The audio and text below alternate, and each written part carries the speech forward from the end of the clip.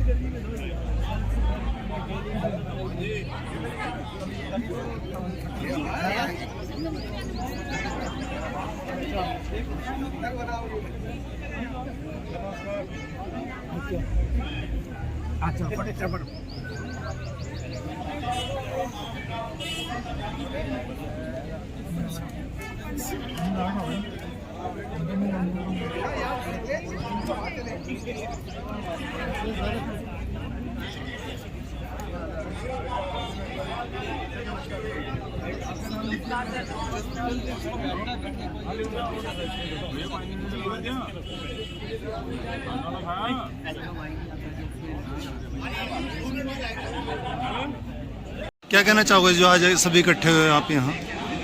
तो आज यही कहना चाहते हैं हमारे बाबा भीमराव अम्बेडकर जी के जन्मदिवस पर, और हम कहते हैं कि आगे के लिए हमारा भारत देश जो है इन भलाओं से दूर हटे और बिल्कुल और सुख शांति रहे। हमारे पे भाजपा सरकार है जो ये कर रही है, इसको भगवान सद्बुद्धि दे, बस हमारा इतना ही कहना है। क्या कारण है कि जो बहुजन के महापुरुष हैं ये बाबा भीमराव अम्बेडकर जिनको अनदेखा क्यों किया जाता है? तो आज जो हम जो जीवित हैं सिर्फ बाबा भीमराव के विधान से ही हम जीवित हैं, नहीं तो ये लोग हमें जीने का अधिकार नहीं देते। यही कारण को हम मानकर सब यही करते हैं। क्या कहना चाहोगे युवाओं से क्या अपील करोगे आप? युवाओं से क्या अपील करोगे आप? युवाओं से यही अपील करें कि बाबा साहब के दिखाए रास्ते पर वो अपने कदम को आगे बढ़ाए और समाज को मान प्रतिष्ठा दिलवाए और बाबा साहब के नाम को जो है आगे लेकर के जाए। यही युवाओं से मेरी अपील है कि बाबा साहब का दिखाया हुआ मार्ग ही एक ऐसा मार्ग है जो उन्हें उनकी मंजिल तक ले जा सकता है।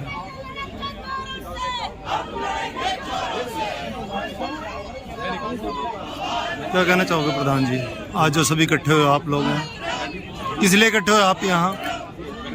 आज विश्व विख्यात डॉक्टर भीमराव अम्बेडकर जी का 132वां जयंती समारोह आयोजित हुआ है और गरीब, दलित और पिछड़े हुए लोगों की आवाज़ को बुलंद करने के लिए अखिल भारतीय कांग्रेस कमेटी का सेवा दल और एससी डिपार्टमेंट इस गूंगी बहरी सरकार को जगाने के लिए जो भारतीय संविधान को कुचलने का काम कर रही है, इन फिरकाप्रस्त लोगों के खिलाफ आज एक दिन का धरना बाबा साहब को श्रद्धांजलि के रूप में यहाँ हम सब लोग इकट्ठे हुए हैं।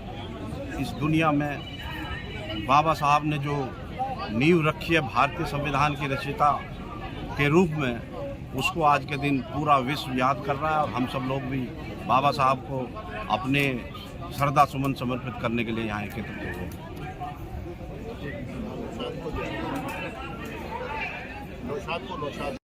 की जरूरत है, जन संवाद की इसलिए भी जरूरत है।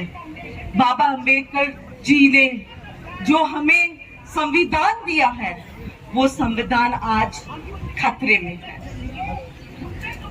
आज अगर हम महिलाएं जो देश में, अगर हम सोचे भारत जब आजाद हुआ तो हम महिलाओं को जो मत देने के अधिकार, जो वोटिंग राइट्स जो मिला है, अगर बाबा साहब अम्बेडकर जी की सोच नहीं होती और उनका जो पूरा drafting committee of the constitution की ये सोच और विचारधारा नहीं होती कि हर इंसान को इक्वल राइट्स मिलना चाहिए देश में, तो आज भी हम महिलाओं को हमारे वोट देने की अधिकार के लिए हमें देश में संघर्ष करना पड़ता है। बहुत सारे देश है जो यूरोपियन कंट्रीज, जो भले ही उस समय पे बहुत ही भारत से बहुत आगे थे, पर उन देश के महिलाओं से अगर आप चर्चा करें तो वो अपनी संघर्ष बताएंगे कि उनको क्या संघर्ष करना पड़ा अपने वोटिंग राइट्स के लिए। देश में एक वोटिंग राइट्स के साथ साथ एक इंसान को अपने नागरिक होने का एहसास होता है। आज हम महिलाओं के लिए खास करके मैं ये कहूंगी कि बाबा साहब अम्बेडकर और कॉन्स्टिट्यूशन के कारण हम महिलाओं को बहुत सारे राइट्स मिला है और इन अधिकारों को अगर हमें बचाना है तो हमें सत्ता में बैठे हुए लोगों की मानसिकता समझनी होगी। ये जब 2014 में सत्ता में आए तो उससे थोड़े एक साल पहले कांग्रेस पार्टी ने रिजर्वेशन फॉर वुमेन की बिल पास की थी, 50 reservation in Lok Sabha and assemblies. पर क्या भाजपा के पास अब पूरा का पूरा बहुमत है लोकसभा में? क्या उनकी हिम्मत हो रही है कि ये बिल को पास करे? मैं सोच रही थी कि वो इंसान जो खुद अपनी धर्मपत्नी को अधिकार नहीं दे सकता है पार्लियामेंट हाउस में ला, रेस कोर्स में लाके जो घर मिला है प्राइम मिनिस्टर का उनको, वो उनको वहां पे लाके सम्मान के साथ नहीं रख सकते हैं, वो क्या हम महिलाओं को अपनी अधिकार देंगे? ये बात कहते हुए शायद मैं लिमिट क्रॉस कर रही हूँ, पर नहीं, ये हमारा अधिकार भी है कि हम अपनी बहनों के अधिकार की लड़ाई लड़ें। साथ ही साथ बहनों और भाइयों, संविधान आज खतरे में है।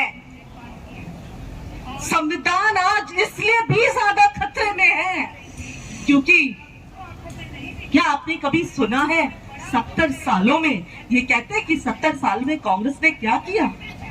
मैं पूछना चाहूंगी कि क्या 70 सालों में जब कांग्रेस या बाकी कुछ दल जो थे वो सत्ता में आए, क्या तब उन्होंने कभी भी ये सोचा कि भाजपा मुक्त भारत कराए? नहीं, क्योंकि वो पार्टी जो देश के हित में ये कभी नहीं सोचेगा कि एक ऑपोजिशन को खत्म किया जाए। जो पार्टी एक ऑपोजिशन को खत्म करने की विचारधारा रखे, ये याद रखिए, ये संविधान को खत्म करने की विचारधारा वाली पार्टी है। संविधान के जो राइट्स है, ये आज अगर हम देखें पिछले 9 सालों में इस भाजपा ने और इनके नेतृत्व ने बार बार संविधान के धज्जियां उड़ाने में कोई कसर नहीं छोड़ा है। अगर हम बात करें राहुल गांधी जी ने जो संवैधानिक अधिकारों का इस्तेमाल करते हुए जो अपनी आवाज देश हित में उठाई, उस आवाज को दबाने की जो कोशिश की गई पिछले 20 दिन से, जिस तरीके से एक के बाद एक उनको कोई कसर, आप ये देखिए इसी पार्लियामेंट के अंदर ऐसे लोग बैठे हैं जिसपे बहुत ही मर्डर से लेके रेप तक के मुकदमे हैं, पर आज वो पार्लियामेंट में बैठे। पर एक ऐसे इंसान जिसने केवल जनहित में ये प्रश्न पूछा कि 20,000 करोड़ रुपए कहां से आए, उस इंसान का आप आवाज सिर्फ इसलिए दबाना चाहते हो कि वो देश हित में और आप अपने कुछ मित्रों को बचाना चाहते हो। साथियों, अब फर्ज आपका और हमारा है, इस गूंगी बैरी सरकार को जगा नहीं पाएंगे हम, क्योंकि ये गूंगी और बैरी है, ये हम यहां से घोषित कर लेते हैं। और ये गूंगी बैरी सरकार से हम कोई उम्मीद नहीं रखते हैं। मैं आप सभी से, क्योंकि मुझे लगता है यहाँ पे हम अपने कार्यकर्ताओं को संबोधित कर रहे हैं, अपने कांग्रेस भाई और बहनों को संबोधित कर रहे हैं। लालजी भाई ने और भाई राजेश ने आज यहाँ पे जो जन संवाद की बात रखी है, ये गूंगी बैरी सरकार के सामने कुछ भी बोलना व्यर्थ है। हमें जन संवाद से अपनी बातें रखना होगा। आज अंबेडकर जी के जयंती पे ये कहा जाता है कि मुझे ये लगता है कि जो संविधान है वो हमारे देश की आत्मा है। और जब तक संविधान बचेगा और जिंदा रहेगा, हम बाबा साहब अंबेडकर को देश में जिंदा रखेंगे। बाबा साहब अंबेडकर को जिंदा रखना संविधान के माध्यम से ये हम सभी का कर्तव्य बनता है। और इस कर्तव्य को निभाने के लिए अब हम सभी को एक होके यहाँ से जो भी बातें आपको बताया जाए, हमारी बहनों ने तो ऐसी कोई कई बातें की। आज कल रात को जब मुझे इनविटेशन मिला लालजी भाई का, तो मुझे भी था कि मैं कुछ नया ढूंढूं कि क्या हुआ देश में उस समय पे। और जिस तरीके से हमारी बहन पूनम ने, मैंने जो भी रिसर्च किया, मुझे बहुत खुशी हुई आज कि जिस तरीके से बहन पूनम ने ये बातें आप सबसे रखा, जो मैं आज बोलना चाह रही थी, जो मुझे भी कल नया पता चला, उन बातों को हमारी बहन ने और कई वक्ताओं ने रखा है। अब सिर्फ बातें सुनने से कुछ नहीं होगा।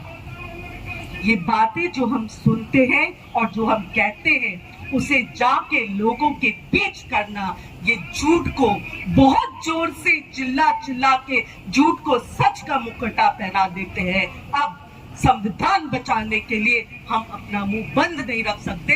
हमें सच्चाई को चिल्ला चिल्ला के लोगों के बीच रखना होगा, सच्चाई को लेके संवाद करना होगा लोगों के साथ। और अभी 1 साल बचा है।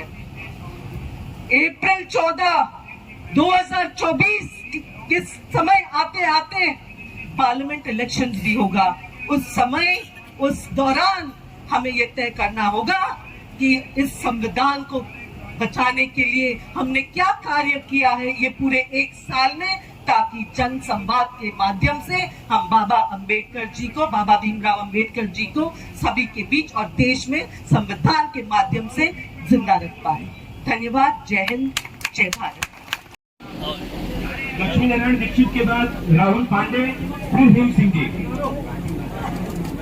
मैम जो आज यहाँ इकट्ठे हुए, आज बाबा साहब अम्बेडकर जी का जन्म जयंती है उनका। आज के दिन हम सबको एक शपथ ले रहे हैं कि हमें अपने संविधान को बचा के रखना है। देश में जिस दौर से देश गुजर रहा है, जिस तरह से संविधान के धज्जे बार बार उड़ाया जा रहा है, इस सत्ता में बैठे हुए सरकार से उनको यहाँ से चेतावनी भी दे रहे हैं कि हम यहाँ से बाबा साहब अम्बेडकर ने जो संविधान देश को दिया है, उसको हम बचाते भी रहेंगे।